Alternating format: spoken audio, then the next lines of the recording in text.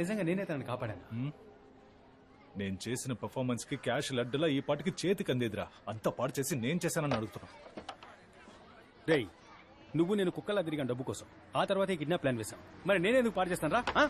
ఓ, అయితే నేను పాడు చేశానంటావా?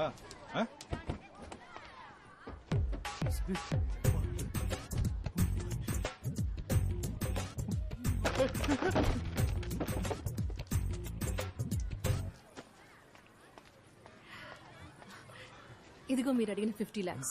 ఇవి మీ నాన్న ఇచ్చాడా? కాదు, నేనే ఇస్తున్నా. నాకు ఈ డబ్బొద్దు. ఏ నేను ఇవ్వకూడదా? మా ఏరియా జిమ్ మాస్టర్ని నేను డబ్బు అడిగాను. ఆయన అరేంజ్ చేస్తానని చెప్పారు. అందుకే. నేనెవరో తెలియక మీరు నన్ను కాపాడారు. ఎలక్షన్లో మీరు గనక గెలిస్తే ఇంకెంతమందికి మంచి చేస్తారు. మీకోసం నేను ఇంత డబ్బు అరేంజ్ చేయడానికి ఎంత కష్టపడ్డానో తెలుసా సింహం? అర్థమవుతోంది, కానీ మాట ఇచ్చేసానే, అదే ఆలోచిస్తున్నా. సరే, పర్వాలేదులేండి. ఏమండి, ఒక నిమిషం. వాసు, ఆ డబ్బు తీసుకో, లెక్క రాసించు. తర్వాత మాస్టర్తో చెప్పు, ప్రజా సంక్షేమానికి ఎప్పుడైనా డబ్బు కావాల్సి వస్తే అప్పుడు అడుగుతానని. సరేనా?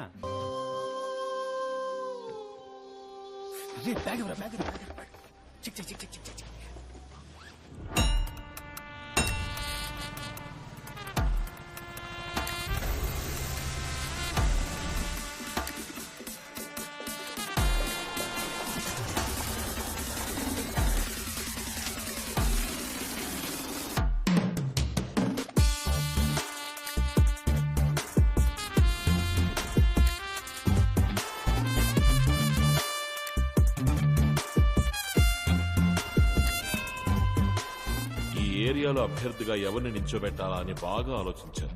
ఒక మంచి నాయకుడు తానుగా ముందుకు రాకూడదు, నేనే నాయకుడినని, కానీ స్పష్టంగా తెలియాలి వీడే నాయకుడు అని. ఒక అడవికి ఎవరు రాజు అని ఆలోచిస్తే సింహమే రాజు. ఈ రోజు వాడి ముద్దు ముద్దు మాటలు వినడానికి నేనే ఆతృతగా ఎదురు చూస్తున్నా. రా సింహం, పైకి రా.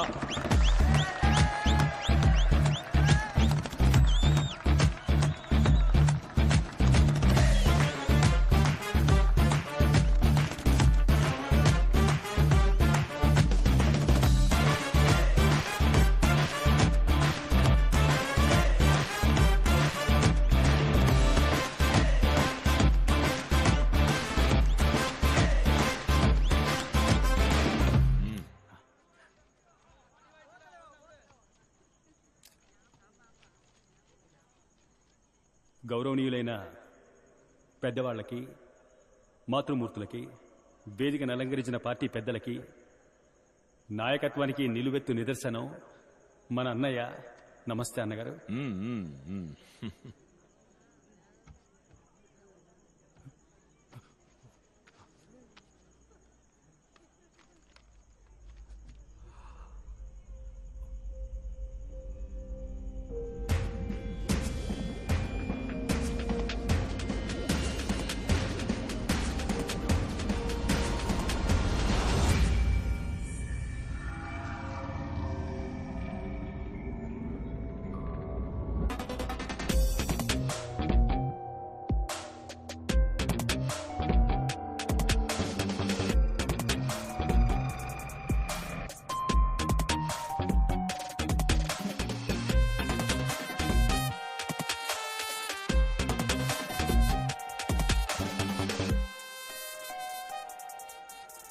అందరికీ నమస్కారం.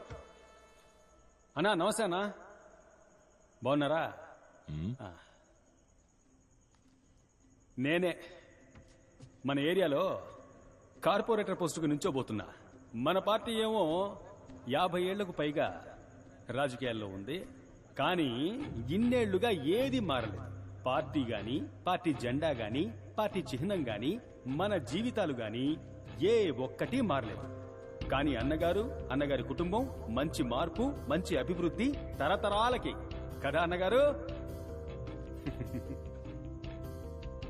30 ఏళ్లు కాదు, ఇంకో 300 ఏళ్లైనా ఇక్కడేది మారబోయేది లేదు. మనల్ని మారనివ్వరు వీళ్ళు. మనలో మార్పు రానివ్వకుండా మనల్ని జాగ్రత్తగా చూసుకుంటారు. ఎందుకంటే మనం ఎదిగితే అది వీళ్ళకు మంచిది కాదు. ఏంటి కోపమా? ఆవేశము విడిచి మూలకెళ్ళి నుంచోండి. మనం ఆశించే రాజకీయం వీళ్ళకి అర్థం కాదు. కానీ వీళ్ళు ఆచరించే రాజకీయం ఏమిటంటే ఓ 2 కుల పెద్దల విగ్రహాల్ని ఆవిష్కరించి కులాల్ని కాపాడుకోవడం, మన ఏరియాలో ఉన్న వీధులకి వాళ్ళ పార్టీ నాయకుల పేర్లు పెట్టుకోవడం, అలా మన చెవుల్లో పువ్వులు పెట్టడం, 5 ఏళ్లకోసారి ఓట్లు అడుకోవడం. ఆ తర్వాత మనకేమైనా సమస్య వచ్చిందంటే, అంటే ఈ వరదలొచ్చాయి, తుఫాన్ వచ్చింది, తలదాచుకోవడానికి చోటు లేకపోతే వీళ్ళ దగ్గరికి వెళ్ళి చేతులు చాచాలి. అయ్యా ఏదో ఒకటి చేయండి అయ్యా, పిల్లా పాపలతో రోడ్డున పడ్డామని. వీళ్ళంతా దాన కర్ణులు కదా. ఏదో వీళ్ళ బాబు సొత్తు తీసుకొచ్చి మన చేతుల్లో పెడుతున్నట్టుగా మనం పప్పు ఉప్పు కొంటూ ఇచ్చిన పన్ను డబ్బుని వాళ్ళు మింగేయగా మిగిలింది మనకిస్తారు. అది కూడా కుక్కకు బిస్కెట్ వేసినట్టుగా. అది మనం ఏరుకొని వీళ్లకు దండాలు పెట్టాలి.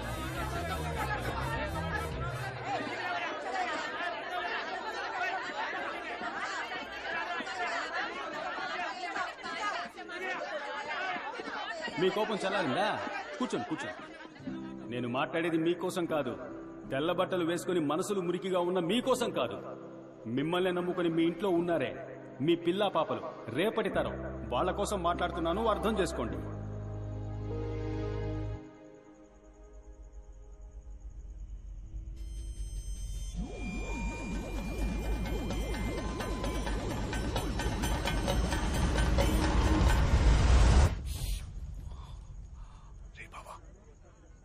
ఏంట్రా ఏం మాట్లాడుతున్నావురా?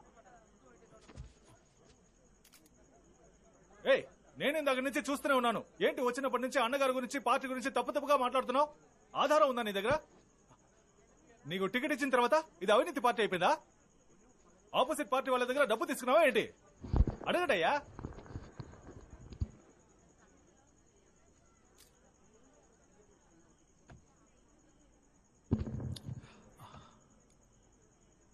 కాకికి గుడ్లగూబతో వైరం, గుడ్లగూబకి కాకితో వైరం. ఈ కాకికి గుడ్లగూబకు సెట్ అవ్వదంట. ఈ గుడ్లగూబ ఏం చేస్తుందంటే, రాత్రుళ్ళు కాకుల కళ్ళు కనిపించవు కదా, కాకి గుడ్లన్నీ గుడుకున మింగేస్తుంది. అదేవిధంగా ఈ కాకి ఏం చేస్తుంది, పగటిపూట గుడ్లగూబ గూటికి వెళ్లి అది పెట్టిన గుడ్లన్నిటినీ గుడుకున మింగేస్తుంది. ఇక్కడ అదే జరుగుతుంది. ఇదే చోట ప్రతిపక్ష నేతలు వచ్చి నా అన్నగారి గురించి ఇదే విధంగా చెప్పి మీ చెవుల్లో పువ్వులు పెడతారు. వాళ్ళేమేం ఊహించుకొని చెప్తారో అవన్నీ ఇందాక మీతో నేనే చెప్పాను.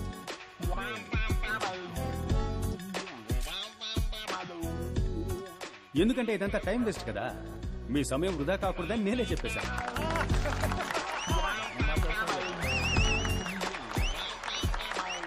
పచ్చకామెలు వచ్చినోడికి లోకమంతా పచ్చగా కనిపిస్తుందట.